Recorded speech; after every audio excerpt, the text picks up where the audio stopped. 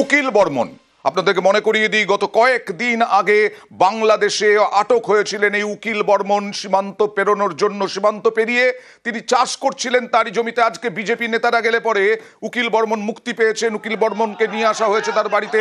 শঙ্কর ঘোষ সহ 7 পদ্ম বিধায়ক গিয়েছিলেন উকিল বর্মনের বাড়িতে, কিন্তু সেখানে গো ব্যাক স্লোগান শুনতে হলো শীতলকুচিতে।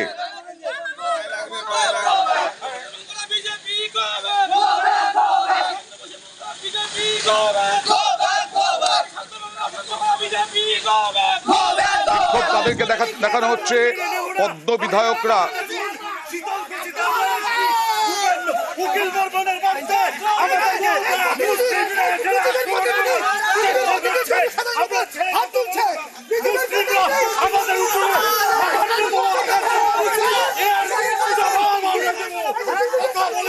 বিজেপি বিধায়করা যথেষ্ট উত্তেজিত। শঙ্কর ঘোষ সামলানোর চেষ্টা করছেন। কথা বলবো প্রতিনিধি রাজেশের সঙ্গে। রাজেশ, কি বক্তব্য?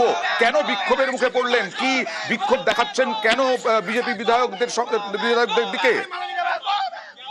দেখো, গতকালই কিন্তু প্রায় 1 মাস বাংলাদেশে থাকার পর উকিল বর্মন, যাকে বাংলাদেশে দুষ্কৃতীরা অপহরণ করে নিয়ে গিয়েছিল, গতকাল বাড়ি ফেরে গভীর রাতে।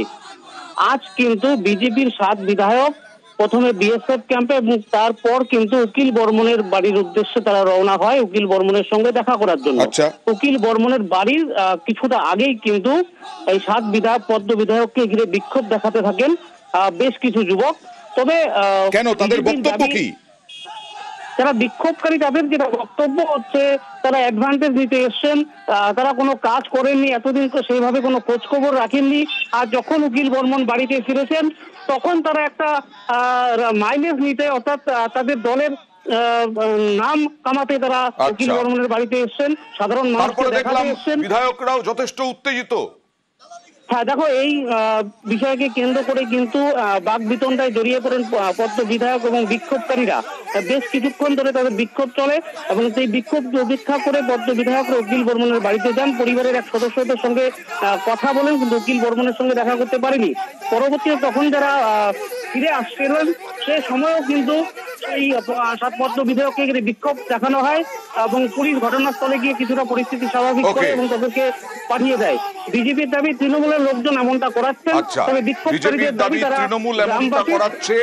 বিধায়ক দীপক বর্মন যথেষ্ট উত্তেজিত। সেই সময় শঙ্কর ঘোষ তাকে সামলানোর চেষ্টা করছেন। আপনারা দেখছেন সেই ছবি।